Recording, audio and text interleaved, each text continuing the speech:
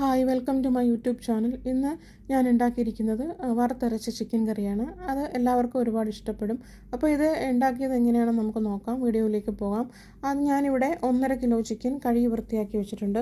അതിന് ആവശ്യത്തിനുള്ള എന്തൊക്കെയാണെന്ന് നോക്കാം. ഞാനിവിടെ 4 സവാള ചെറുതായിട്ട് അരിഞ്ഞ് വെച്ചിട്ടുണ്ട്. പിന്നെ 1 കപ്പ് തേങ്ങ ചിരവിയത് എടുത്ത് വെച്ചിട്ടുണ്ട്. അതുപോലെ തന്നെ അതിന് വേണ്ടത് എന്തൊക്കെയാണെന്ന് നോക്കാം. ഞാനിവിടെ മസാലപ്പൊടി 2ആയിട്ടാണ് ചേർക്കുന്നത്. ഒന്ന് നമ്മൾ സവാള വഴറ്റാൻ നേരത്ത് ചേർക്കാനും പിന്നെ തേങ്ങ വറുക്കാൻ നേരത്ത് ചേർക്കാനുമാണ്. ഇപ്പോൾ ഞാൻ സവാള വഴറ്റാൻ നേരത്ത് ചേർക്കാനാണ് എടുത്തിരിക്കുന്നത്.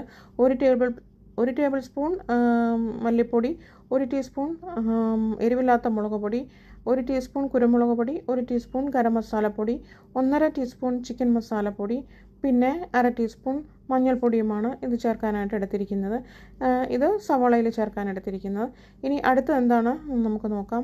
ഞാനിവിടെ തേങ്ങ വറുത്ത് ചേർക്കാനായിട്ട് എടുത്തിരിക്കുന്നത് 1 ടീസ്പൂൺ എരിവില്ലാത്ത മുളക് പൊടിയും 1 ടേബിൾ സ്പൂൺ മല്ലിപ്പൊടിയുമാണ് എടുത്തിരിക്കുന്നത്.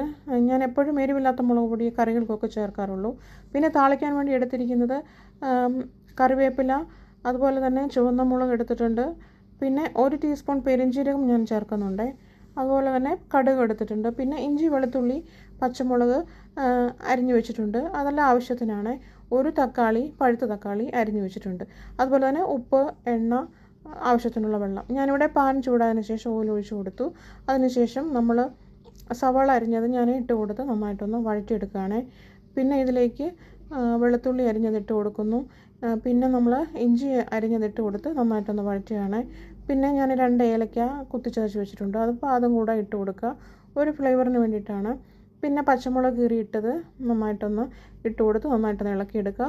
പിന്നെ ആദ്യം ഞാൻ എടുത്ത് വെച്ചിരിക്കുന്ന മസാലപ്പൊടി ഇതിലേക്ക് ഇട്ട് കൊടുക്കുക.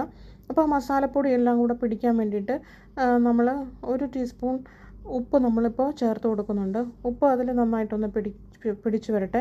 അതിൻ്റെ പച്ചമണമൊക്കെ പോകുമ്പോഴേക്കും നമുക്ക് അരിഞ്ഞു വെച്ചിരിക്കുന്ന തക്കാളി ഇതിലേക്ക് ഇട്ട് കൊടുത്ത് നന്നായിട്ടൊന്ന് വഴറ്റിയെടുക്കാം. ഇനി നമുക്ക് എടുത്ത് വെച്ചിരിക്കുന്ന ചിക്കൻ ഇട്ട് കൊടുക്കാം. ഇതിലേക്ക് ഇട്ട് കൊടുക്കാം. ചിക്കൻ ഒന്ന് നന്നായിട്ടൊന്ന് അതിലെല്ലാം കൂടെ ഒന്ന് ചേർത്ത് ഇളക്കി കൊടുക്കുക. ഇനി നമുക്കിതിലേക്ക് 1 ടീസ്പൂൺ ഉപ്പും കൂടെ നമ്മൾ ചേർത്ത് കൊടുക്കുന്നുണ്ട്. ഇപ്പം മൊത്തത്തിൽ 2 ടീസ്പൂൺ ഉപ്പ് നമ്മൾ ചേർത്ത് കൊടുത്തിട്ടുണ്ട്. അപ്പോൾ നന്നായിട്ടൊന്ന് ഇളകി വരാൻ വേണ്ടിയിട്ട് നമുക്ക് ആദ്യം കുറച്ച് വെള്ളം ഒഴിച്ചു കൊടുക്കാം.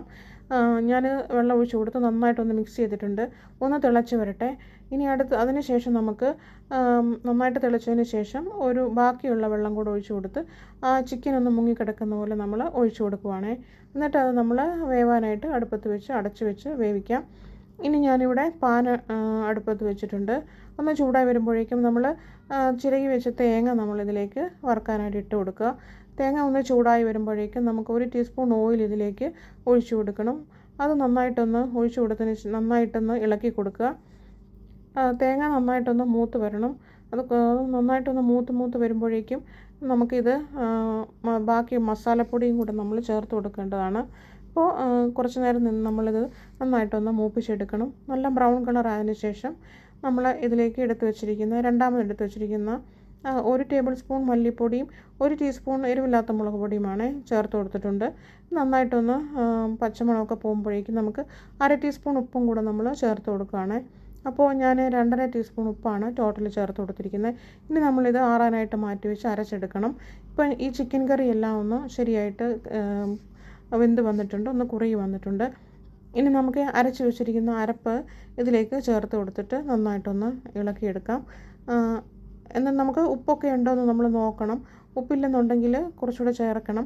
ഇപ്പം ഞാനിവിടെ ഒരു 1/4 ടീസ്പൂൺ ഉപ്പ് ഞാൻ ചേർത്ത് കൊടുത്തിട്ടുണ്ട് ഇടയ്ക്ക്. ഇപ്പോൾ അടച്ച് വെച്ചിട്ട് നന്നായിട്ടൊന്ന് കുറുക്കിയെടുക്കാം. ചെറിയ തീയിൽ നമ്മൾ വെച്ച് കുറുക്കിയെടുക്കണേ. അപ്പം ഞാനിവിടെ താളിക്കാൻ വേണ്ടിയിട്ട് പാൻ അടുപ്പത്ത് വെച്ചിട്ട് എണ്ണ ഒഴിച്ച് കൊടുത്തു. ബാക്കിയൊക്കെ നമ്മൾ കടുകും പെരിഞ്ജീരകവും എല്ലാം കൂടെ ഇട്ട് പൊട്ടിച്ച്, അതുപോലെ തന്നെ മുളക്, ഉള്ളി എല്ലാം കൂടെ ചേർത്ത് നമ്മൾ കറിവേപ്പിലയും എല്ലാം കൂടെ ചേർത്തിട്ട് നമുക്ക് താളിച്ചിടാം. ഇപ്പോൾ കറി ഇവിടെ റെഡി ആയിട്ടുണ്ട്. എല്ലാവർക്കും വളരെയധികം ഇഷ്ടപ്പെടുന്ന ഒരു കറിയാണ്. വളരെ ടേസ്റ്റാണിത്. ചോറിൻ്റെ കൂടെയും ചപ്പാത്തിയുടെ കൂടെയും ഒക്കെ നമുക്ക് കഴിക്കാൻ നല്ല ടേസ്റ്റായിട്ടുള്ള കറിയാണ്. അപ്പോൾ എല്ലാവരും വീട്ടിൽ ട്രൈ ചെയ്ത് നോക്കിയിട്ട് കമൻറ്റ് അറിയിക്കണേ. അപ്പോൾ എൻ്റെ വീഡിയോ ഇഷ്ടമാണെന്നുണ്ടെങ്കിൽ ലൈക്ക് ചെയ്യുക, ഷെയർ ചെയ്യുക, അതുപോലെ തന്നെ സബ്സ്ക്രൈബ് ചെയ്യുക. അപ്പോൾ അടുത്ത വീഡിയോയിൽ കാണുന്നത് വരേക്കും എല്ലാവർക്കും ബൈ.